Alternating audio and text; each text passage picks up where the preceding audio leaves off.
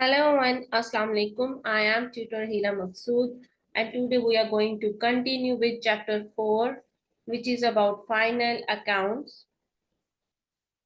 Okay.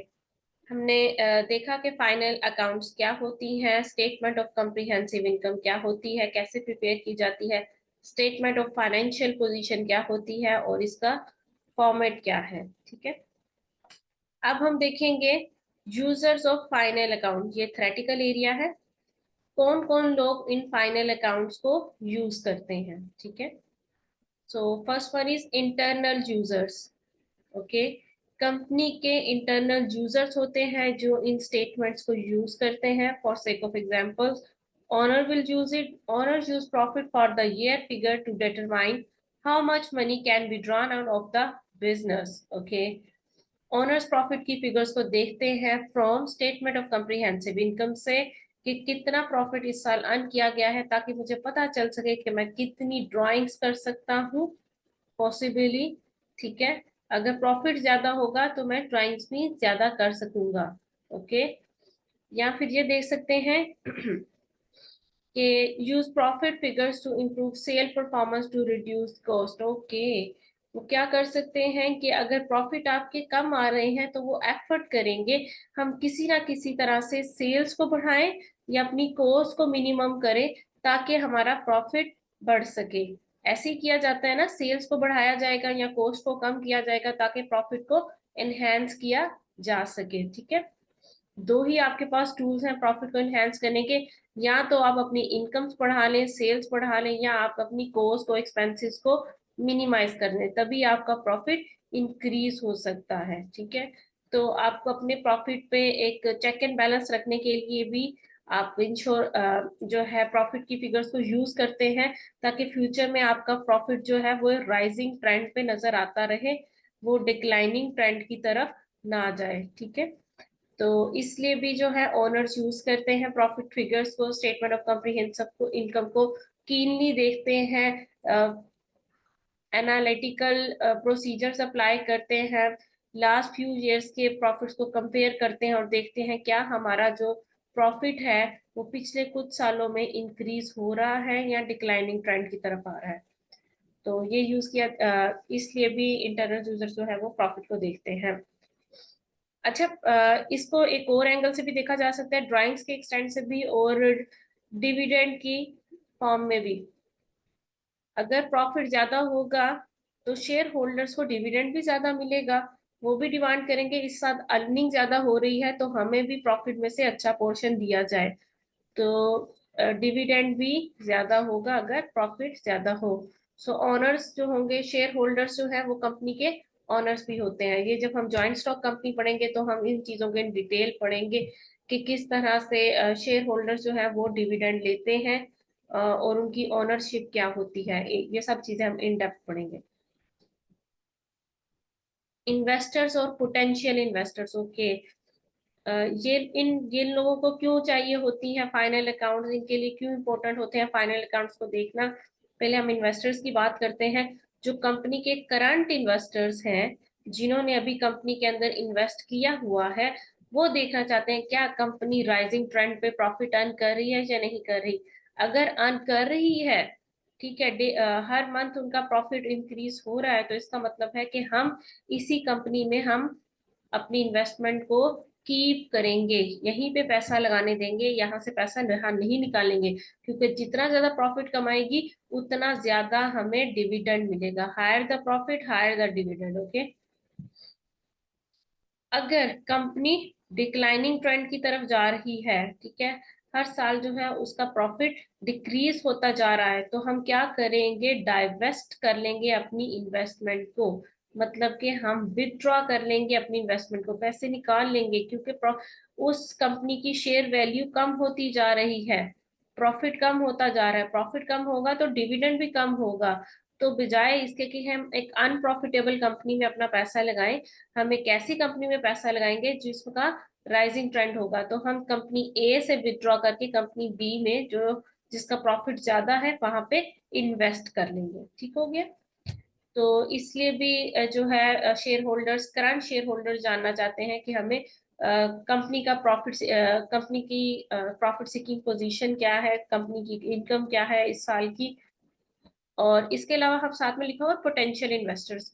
Potential investors ने अभी company में इन्वेस्ट नहीं किया होता, वो देख रहे होते हैं हम कौन सी कंपनी में इन्वेस्ट करें, कंपनी ए बी सी, किस कंपनी में हम इन्वेस्टमेंट करेंगे जो हमारे लिए प्रॉफिटेबल होगा। ठीक है, लेकिन अभी उन्होंने इन्वेस्टमेंट किया नहीं होता, तो वो क्या करेंगे, वो हर कंपनी के प्रॉफिट्स को देखेंगे, उनके ट्रेंड्स को देखेंगे। जिस कंपनी का प्रॉफिट ज्यादा होगा, इंक्रीजिंग ट्रेंड पे जा रहा होगा, for sake of example company B का प्रॉफिट ज्यादा हो रहा है हर साल, तो कंपनी बी में इन्वेस्ट कर देंगे। इसलिए ना सिर्फ इन्वेस्टर्स, करंट इन्वेस्टर्स, बल्कि पोटेंशियल इन्वेस्टर्स भी फाइनल अकाउंट्स में इंटरेस्टेड होते हैं, फाइनल अकाउंट की फिगर्स को जानना चाहते हैं। टू कैलकुलेट डिविडेंड वैल्यू, ये हमने देख लिया कि दोनों जानना चाहेंगे कि डिविडेंड क्या है। अगर डिविडेंड ज्यादा होगा तो ये एक अजम्पशन है, higher profit higher will be the dividend value. ठीक है, आपको भी कंपनी ज्यादा कमा रही है तो कंपनी अपने ओनर्स को भी ज्यादा ही पोर्शन देगी प्रॉफिट का। नेक्स्ट देखते हैं और कौन लोग जानना चाहेंगे कंपनी के फाइनल अकाउंट की इंफॉर्मेशन को।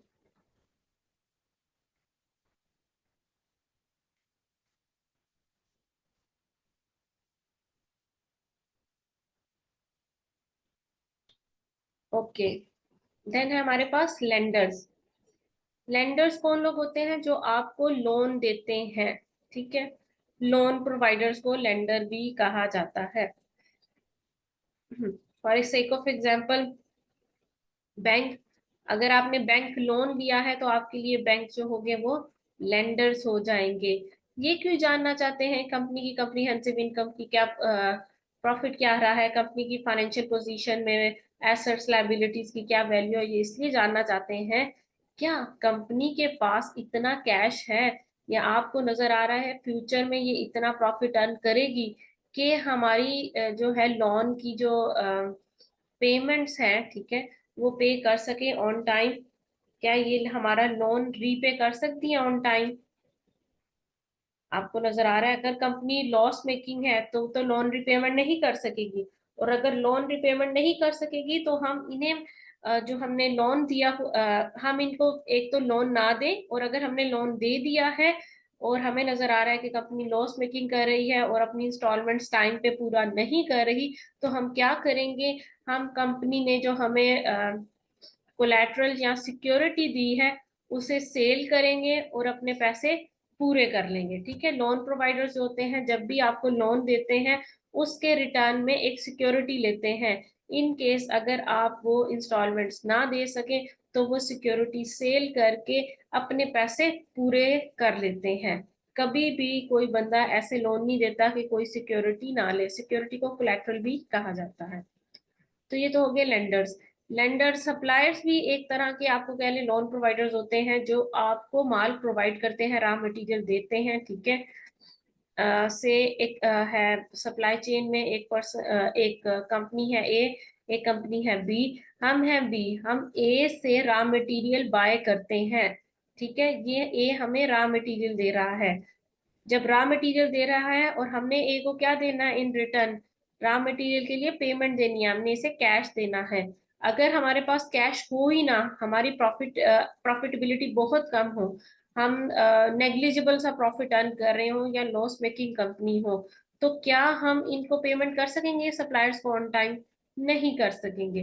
तो सप्लायर्स जब देखेगी इस कंपनी के फाइनल अकाउंट्स में, कहेगी इसके पास तो इतनी कैपेबिलिटी नहीं है कि ये मेरे से सामान लेके मुझे रिटर्न कर सके उसकी इवज पैसे, तो मैं क्या करूंगा कि मैं इसको फिर रॉ मटेरियल्स नहीं दूंगा, क्योंकि मुझे डाउट है, सप्लायर्स को डाउट होगा कि आप बैड डेट हो जाएंगे, आप पैसे नहीं दे सकेंगे, मैं नुकसान नहीं कमाऊंगा, तो इसलिए भी वो आपको फिर रॉ मटेरियल आगे सेल नहीं करेंगे। ठीक है, लैंडर्स जो होते हैं वो लोन प्रोवाइड करते हैं आपको, और सप्लायर्स जो है टर्म जो है ये जो आपको रॉ मटेरियल प्रोवाइड कर रहे हैं with the promise that you will pay in future. तो अगर आपकी फ्यूचर में रिपेमेंट की आप उनको लग रहा हो कि ये नहीं पे कर सकेंगे, तो वो आपको रॉ मटेरियल फर्दर सप्लाई नहीं करेंगे। इम्प्लॉइज, इम्प्लॉइज क्यों फाइनल अकाउंट्स की फिगर जानना चाहते हैं? इम्प्लॉइज इसलिए फाइनल अकाउंट की फिगर जानना चाहते हैं, क्या कंपनी के पास इतने पैसे हैं कि वो हमारी सैलरीज पे कर सके, नंबर वन थिंग। क्या कंपनी के पास करंटली इतने पैसे हैं कि वो हमारी सैलरी पे कर सके, ठीक है। सेकंड थिंग, क्या कंपनी ग्रो कर रही है या नहीं? अगर कंपनी की प्रॉफिटेबिलिटी ज्यादा हो रही है, डे बाय डे कंपनी का साइज बड़ा हो रहा है, डे बाय डे वो नई ब्रांचेस ओपन कर रहे हैं, नई नई फ्रेंचाइज बाय कर रहे हैं, इसका मतलब है कंपनी में ग्रोथ अपॉर्चुनिटीज हैं। अगर कंपनी में ग्रोथ अपॉर्चुनिटीज हैं तो इम्प्लॉयज जो है वो लॉन्ग टर्म कंपनी में सस्टेन करेंगे, अदरवाइज वो रिजाइन कर देंगे अगर कंपनी लॉस मेकिंग हो, क्योंकि यहाँ पे उन्हें खुद को कुछ ग्रो करने के चांसेस नजर नहीं आ रहे होंगे। वो एक ही सैलरी पे काफी लंबे टाइम तक काम उन्हें करना पड़ेगा, वो कंपनी उनको बोनसेस नहीं दे सकेगी, वो कंपनी उनको प्रमोशंस नहीं दे सकेगी, और जिस कंपनी में ग्रोथ के चांसेस ना हो वहां एम्प्लॉयज लॉन्ग टर्म काम नहीं करते। ओके, नेक्स्ट है कस्टमर्स। आपके कस्टमर्स ए बी, हम बी थे, अब हम देखते हैं हम बी हैं, ठीक है, और सी, सी हमारा क्लाइंट है, कस्टमर्स है। आपके कस्टमर जानना चाहते हैं कि आपके सप्लायर्स, अब आप सप्लायर्स बन गए हैं, आपके कस्टमर जानना चाहते हैं कि आपके सप्लायर्स की प्रॉफिटेबिलिटी पोजीशन क्या है, क्या कंपनी के पास पैसे हैं या नहीं, ठीक है। अभी हमने इनको पैसे नहीं देने, हमने इन्हें क्या देना है, रॉ मटेरियल या प्रोडक्ट देना है, या हम कह लेते हैं फिनिश गुड्स देने हैं। हम रॉ मटेरियल लेके, फैक्ट्री है, एक प्रोडक्ट बनाएंगे और प्रोडक्ट आगे सेल करेंगे। अगर हमारी प्रॉफिटेबिलिटी पोजीशन अच्छी नहीं होगी तो हम अच्छी क्वालिटी का प्रोडक्ट नहीं बनाएंगे, हमारी क्वालिटी ड्रॉप कर जाएगी। अगर हमारी क्वालिटी ड्रॉप कर जाएगी तो कस्टमर एक लो क्वालिटी प्रोडक्ट बाय नहीं करेगा, वो किसी और सप्लायर को अप्रोच करेगा जिसकी प्रॉफिटेबिलिटी पोजीशन अच्छी हो और जो उन्हें हाई क्वालिटी प्रोडक्ट दे। हाई क्वालिटी प्रोडक्ट देगा तभी तो वो आगे अपने कस्टमर्स को देगा ना, वो फाइनल कस्टमर्स को हाई क्वालिटी प्रोडक्ट देगा और अच्छे पैसे कमाएगा। अगर बी कंपनी अच्छा नहीं कमा रही तो वो अच्छा अच्छा रॉ मटेरियल बाय नहीं करेगी, अच्छा रॉ मटेरियल बाय नहीं करेगी तो अच्छे क्वालिटी के प्रोडक्ट्स नहीं बनेंगे, अच्छी लो क्वालिटी के प्रोडक्ट्स बनेंगे तो जो उनके कस्टमर्स हैं वो भी अनहैप्पी रहेंगे, ठीक है। तो इसलिए भी कस्टमर्स भी जानना चाहते हैं कि आपकी प्रॉफिटेबिलिटी पोजीशन क्या है, आपके पास कितने एसेट्स हैं, कितनी लाइबिलिटीज है लॉन्ग टर्म, और ये सारी चीजें जो है आपकी फाइनेंशियल फैक्टर्स को देखना चाहते हैं। Government agencies, government for sake of example tax repayment करने के लिए एचएम, रेवेन्यू एंड कस्टम्स कर लेते हैं। ये यूके की टैक्सेशन अथॉरिटी है, HM, revenue and customs, okay. ये जानना चाहती है कि क्या आपकी कैश फ्लो पोजीशन अच्छी है या नहीं। अगर आपकी कैश फ्लो पोजीशन अच्छी है इसका मतलब है कि आप टैक्स की पेमेंट कर सकते हैं, अगर आपकी कैश फ्लो पोजीशन अच्छी नहीं आप टैक्स की पेमेंट नहीं कर सकेंगे। तो या आप आपके ऊपर टैक्स एलिजिबिलिटी है भी या नहीं। अगर आपका थ्रेश होल्ड मीन आपकी सेल्स बहुत ही कम है, एक पर्टिकुलर लेवल से कम है, तो आप टैक्स पे भी नहीं करेंगे, आपके ऊपर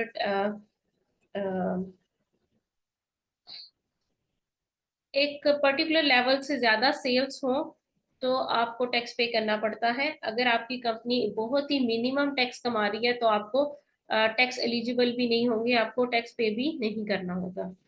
तो ये भी कंपनीज देखना चाहती हैं। नेक्स्ट देख लेते हैं।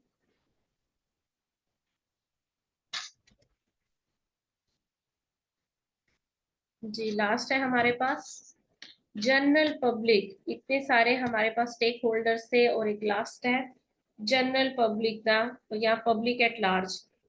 पब्लिक भी जानना चाहती है, आम सा कोई पर्सन है वो भी जानना चाहता है कि आपकी कंपनी प्रॉफिट अर्न कर रही है या नहीं अर्न कर रही। व्हाई?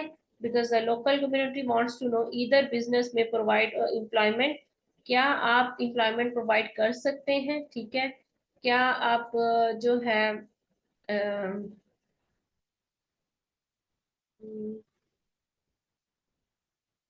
इन्वायरमेंटल बेनिफिट्स दे सकते हैं।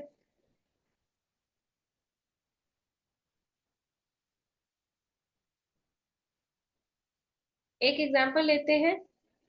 से ये एक आपकी फैक्ट्री है, ठीक है, and it's a well of factory, आप अच्छी अर्निंग कर रहे हैं। तो फैक्ट्री आपको जो है, फैक्ट्री के बाद ना, ओके, आप जो है कह लें कि शहर से दूर आपकी फैक्ट्री है। तो आपकी शहर या सिटी तक जो है अप्रोच के लिए आप क्या करेंगे, ये रोड खराब है तो आप क्या करेंगे, इसको फिक्स करवाएंगे। ठीक है, आप इंश्योर करेंगे इस रोड को बहुत स्मूथ हो, सारी चीजें बहुत अच्छी हो, ठीक है। और सिटी तक जितनी भी असेस बनती है वो अच्छे से जा सके, ताकि हमारी जो फैक्ट्री का सामान है वो आसानी से हम अपनी आउटलेट्स पे जाके से आपकी शूज की फैक्ट्री है तो यहाँ पे शूज की कुछ आउटलेट है सिटी में, आप चाहते हैं कि वहां तक जितना भी ट्रांसपोर्टेशन का जो है वो एरिया वो अच्छा हो, रोड्स अच्छे से काम कर रही हो, ताकि अच्छे से उन आउटलेट्स पे जाके आपका प्रोडक्ट फर्दर सेल हो सके, ठीक है। तो जनरल पब्लिक देखना चाहेगी कि या कंपनी जो है ये प्रॉफिटेबल है या नहीं, ताकि इससे इन्वायरमेंटल बेनिफिट गेन होगा या नहीं, ये अपने इर्द गिर्द के इन्वायरमेंट को फायदा देगी। एक कंपनी जिसके पास पैसे ही नहीं होंगे, क्या वो रोड बनवा सकेगी? नहीं बनवा सकेगी। एक कंपनी जिसके पास पैसे होंगे वो रोड बनवा सकेगी, वो डिफरेंट इन्वायरमेंटल बेनिफिट्स करेगी, वो सोशल वर्किंग बहुत ज्यादा करेगी, सोशल बेनिफिट्स के काम करेगी, ठीक है। अपने ना सिर्फ ऑर्गेनाइजेशन बल्कि ऑर्गेनाइजेशन के आसपास के इन्वायरमेंट को भी स्ट्रॉन्ग करने की कोशिश करेगी, ठीक है। तो ये सारी चीजें जो हैं पब्लिक एट लार्ज भी देखती हैं, वो भी देखना चाहती हैं कि क्या इस या हम यहाँ पे हाउसिंग सोसाइटीज है कुछ, वो देखना चाहेगी कि क्या ये कंपनी जो हमारे घर के पास है, क्या ये एम्प्लॉयमेंट प्रोवाइड कर सकती है या नहीं कर सकती, इसकी कैश फ्लो पोजीशन क्या है। तो ये सारी चीजें जो होती हैं, जनरली बातें होती हैं, सब आपको देखना चाहते हैं एज अ कंपनी कि आपके फाइनेंशियल फैक्टर्स क्या हैं, आप फाइनेंशियली स्ट्रॉन्ग कंपनी है या फाइनेंशियली वीक है। तो ये सब चीजें हैं, ठीक है। इस पे काफी डिस्कशन हो गई है, ये सिर्फ थ्योरेटिकल है, एग्जाम पॉइंट ऑफ व्यू से इतना इम्पोर्टेंट नहीं है, लेकिन आपको पता होना चाहिए कि कितने कौन कौन से स्टेक होल्डर्स हैं जो आपके फाइनेंशियल पोजीशन के फाइनल अकाउंट्स के फैक्टर्स को देखना चाहेंगे, जो इंटरेस्टेड होंगे। So that's all, chapter number 4 is done.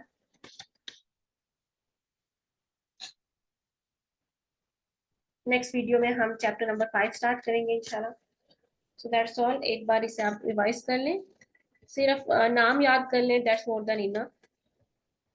और फॉर्मेट को अच्छे से रिवाइज कर लीजिएगा इस चैप्टर से। ओके, टेक केयर, अल्लाह हाफिज।